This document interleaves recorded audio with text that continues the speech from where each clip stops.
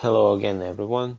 Thank you for tuning into our talk with Peter Morgan on the topic of quantum neural networks and overview. Due to the success of neural networks in the progress in quantum computing, quantum neural networks or QNNs have become a hot area of research in recent years.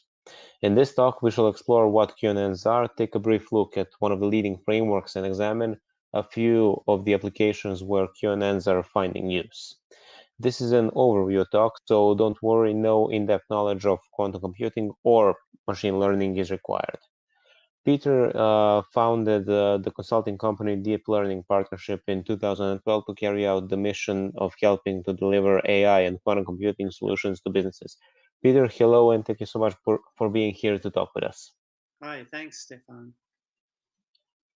So, like Stefan says, I'm going to give a high-level overview of quantum neural networks today.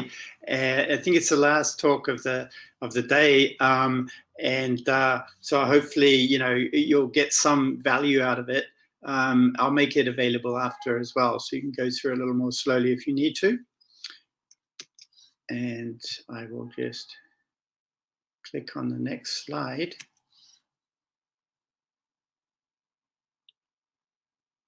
Okay. Just having trouble clicking on the next slide, Stefan. There we are. So, sorry about that. So, yeah, the outline of my talk, I'll start off with a high-level overview of QNN, whistle-stop tour. We'll look at some frameworks. Alejandro mentioned a couple in his talk, actually, but we'll go into a slightly more deep dive. Then we'll look at some applications of quantum neural networks, some real applications where people are thinking of using them in the real world, as Alejandro sort of mentioned as well. And everybody else today is talked about applications. And then I'll give a very brief demo and some references at the end of my talk. And hopefully we'll have a little time for questions at the end. So, quantum computing can be divided up into 4 application areas. There's cryptography, simulation, optimization, machine learning. We're going to be talking just about machine learning, 90% on machine learning today, quantum machine learning. Simulation is when we simulate chemical systems. Optimization is when we optimize mathematical problems with the help of quantum computers, such as portfolio optimization of finance, traffic routing problems.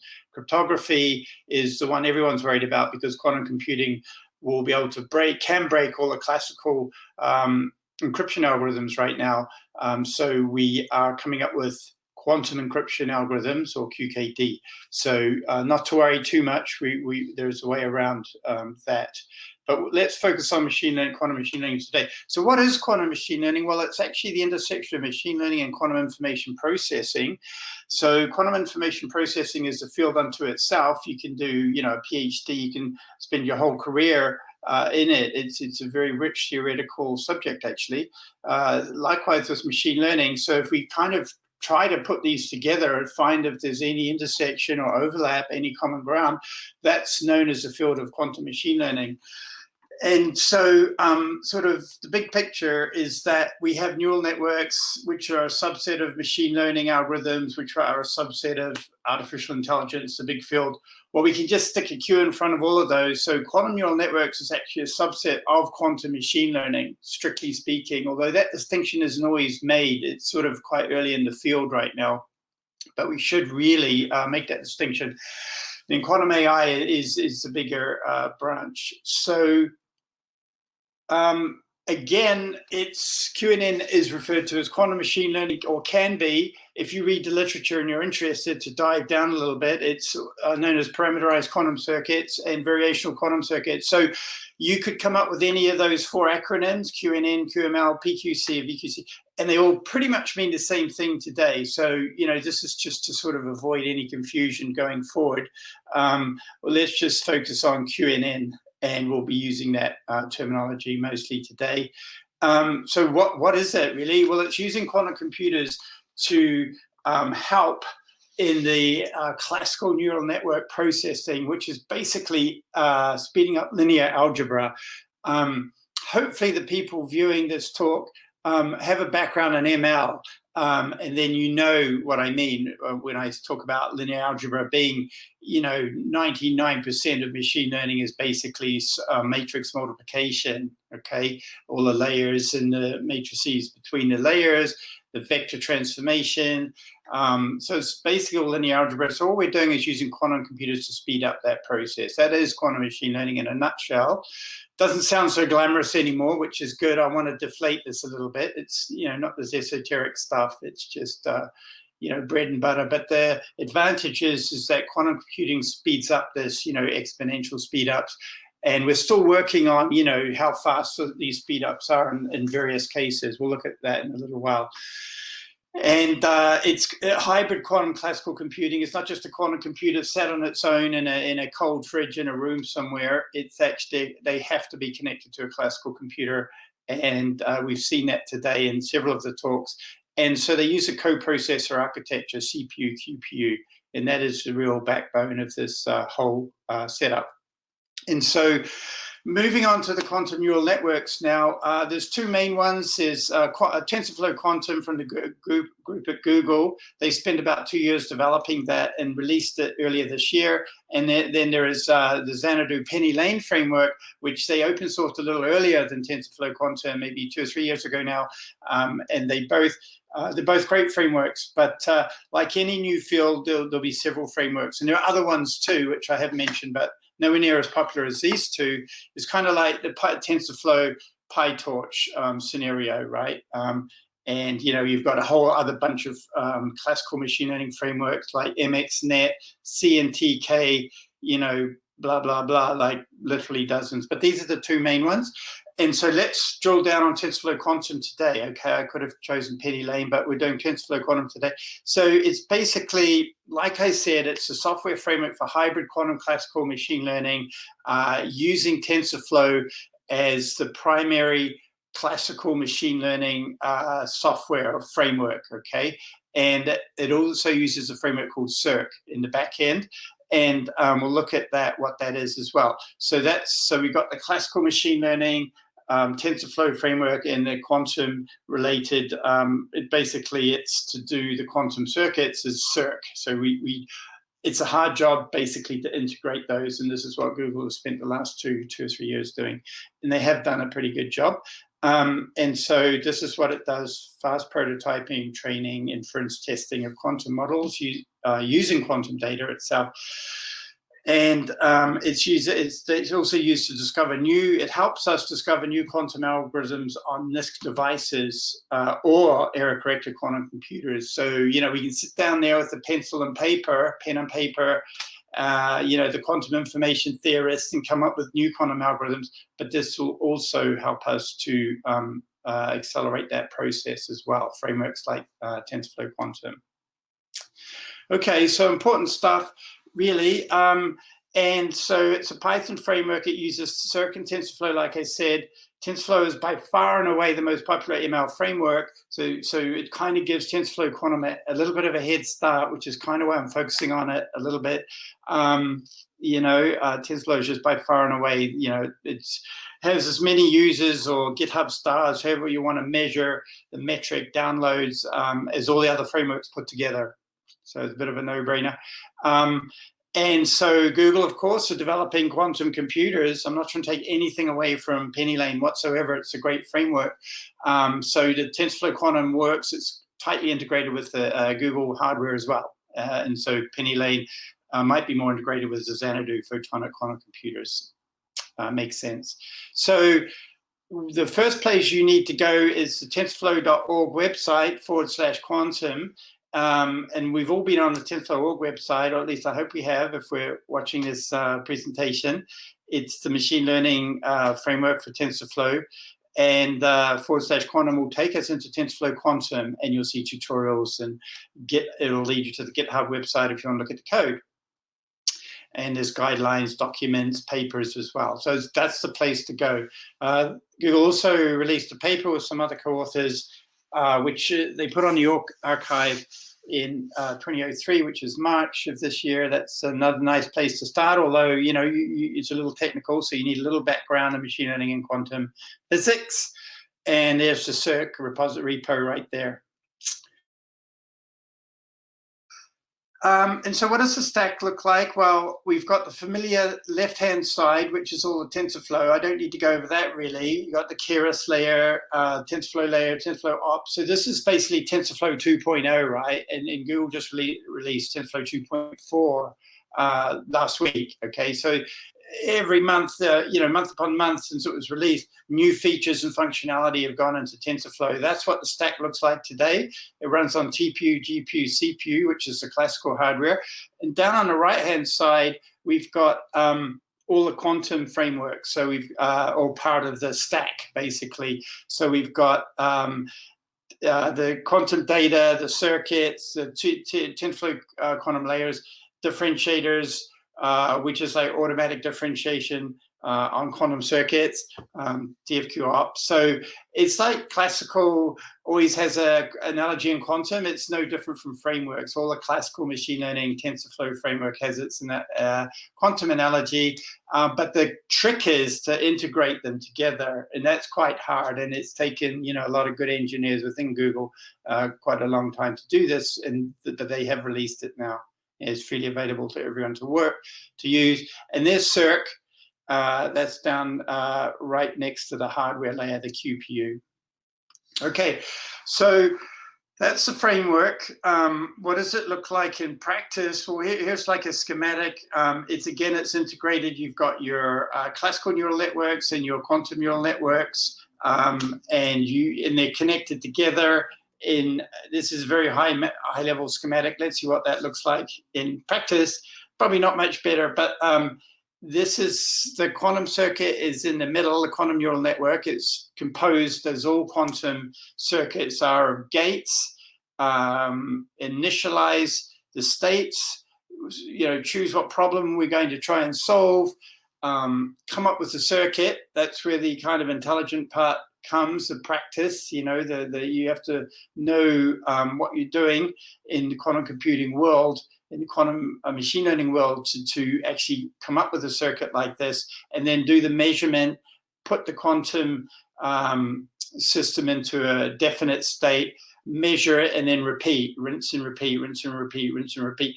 And then you get a probability of something happening in the quantum system, and that's your answer. And I think last year, September, Google released the results of their quantum supremacy experiment, and they used quantum sampling, and it was just a matter of sampling a distribution over and over and over again with the quantum circuit, putting it over to the classical processor back and forth until they got the answer.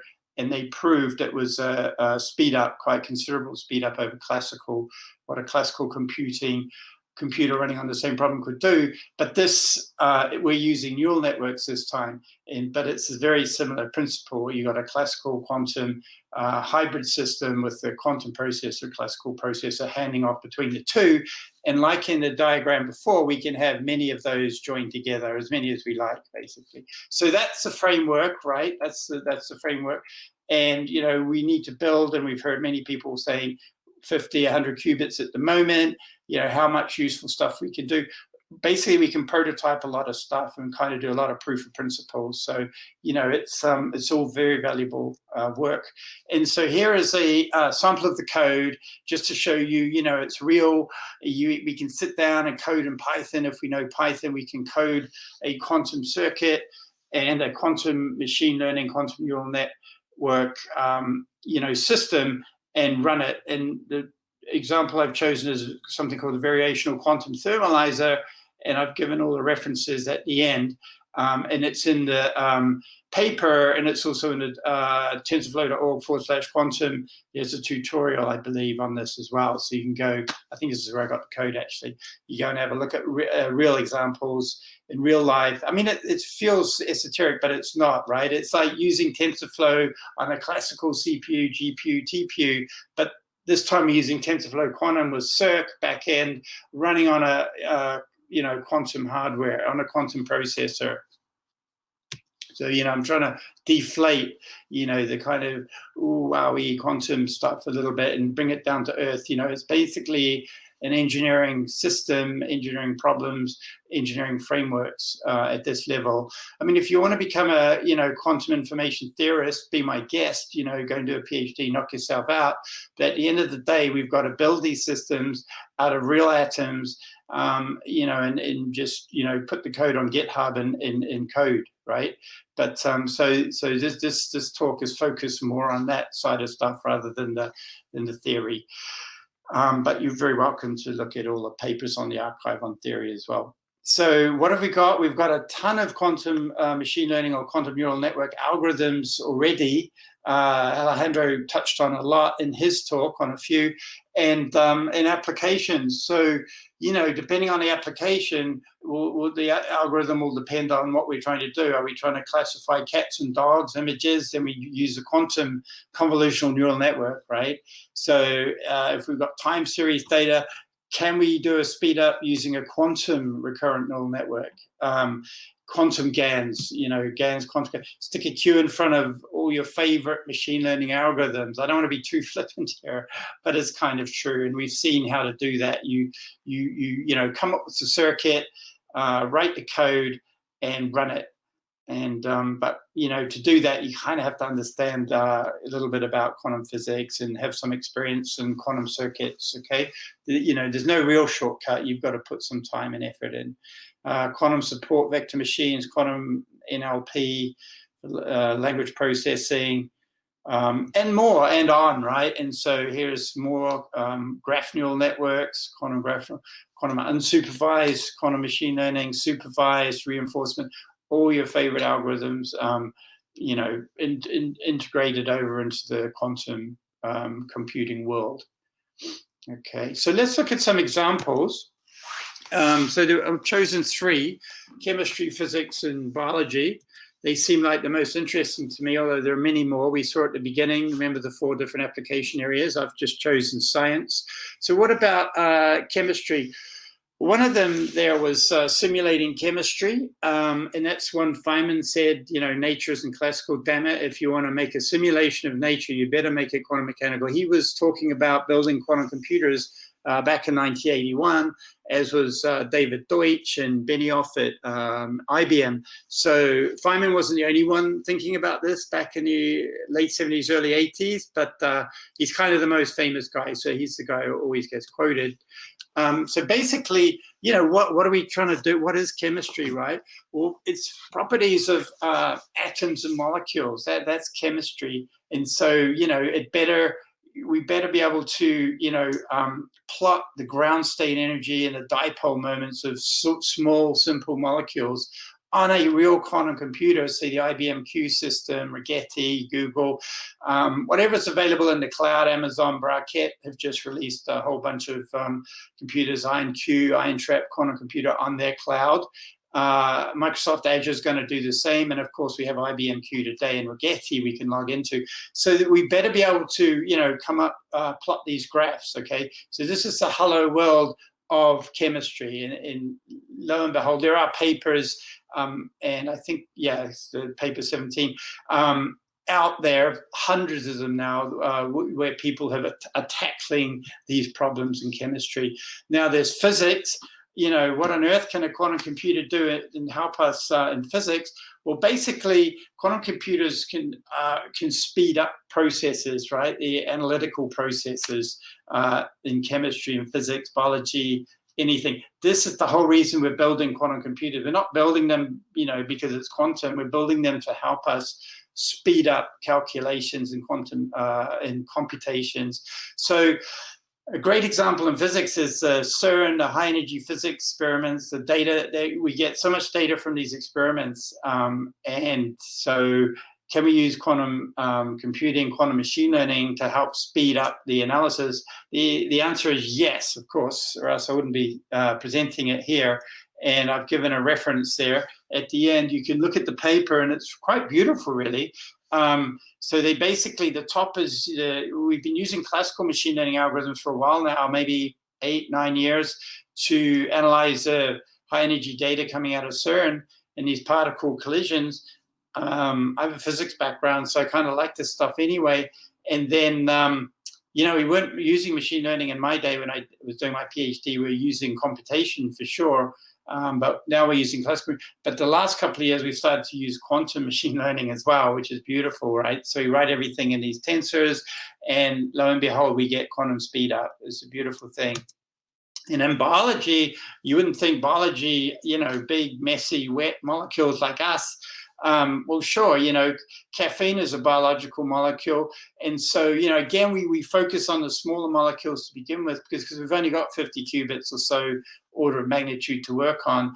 And then we have stuff like quantum Boltzmann machines, quantum hidden Markov models, which I didn't even, you know, talk about earlier, and genome sequencing. That's time series data when you think about it. So we use quantum RNNs, you know, image processing fMRIs. We can use quantum QNNs for speed up there. So there's all sorts of applications in biology where we can use quantum computer, quantum processor back in, which is fantastic, right? So, you know, I'm really waiting quite impatiently, really, for, you know, when we get out of this NISC prototype area into, you know, these computers like Winfried talked about, where we scale up to 1,000, 100,000, 1 million qubits, and we can really start tackling these problems and accelerating a lot of scientific research. So it's very, very exciting times. This is a new paradigm. It's a revolution. Definitely is not an evolution. Okay, so we can speed up protein folding. DeepMind just, you know, used classical machine learning to win that contest. Now we use quantum computing to beat DeepMind's results as well. It's a fantastic time to be alive. Okay, so here's my demo. And I'm just taking it straight off the IBM website, and it's basically using a quantum machine learning to process some artificially generated data sets. So tell me if you can't see this. It's all drag and drop, click and run kind of stuff. So IBM created this, I didn't. There's a quantum machine learning circuit, and the idea is to classify different shapes. And you see the accuracy on the top right is around between 50 and 70%. That's using this quantum circuit. And the classifier here uses coherent superposition to map. This won't mean much unless you have a little background in quantum computing. The data is feature space, but does not utilize entanglement, so no entanglement. So you heard from earlier talks today, superposition and entanglement are the two properties of nature that allow us to afford us to speed up. Okay, so we're not using entanglement there. And then, you know, there's two, classifier 3, these are different quantum machine learning models, and finally classifier 4, which gives the best results using a kernel method, which, you know, basically it's all a classical machine learning methods, but, you know, translating them into quantum versions of the same. And then we see the accuracy in the top right is 100% all the way through on this one. So this gives us the best speed up. There's the circuit. There's no magic, no mystery. There's everything that you need. And we can run these on the IBM Q today and get these results if we wanted to. So it's good. It's fascinating stuff. So I'll come out of that and go back to my presentation. Hope you all saw that okay. Looking at the time, so nearly finished. So here are the references. So each and every one of those quantum machine learning algorithms I gave you, there is at least one paper, if not 10. And I said at the bottom, we could spend a week on each one of these. So that's like a 2-semester course at university. So you know, I spent, what, 3 minutes on that? So really, you know, I condensed the year into 3 minutes. Here are the papers if anyone's interested. You can go back and look at these. I've tried to pick out the most representative on each of these algorithms. There they are. And there's a chemistry, physics, and biology I talked about. There's some beautiful references there. Quantum machine learning and high energy physics, written in May this year.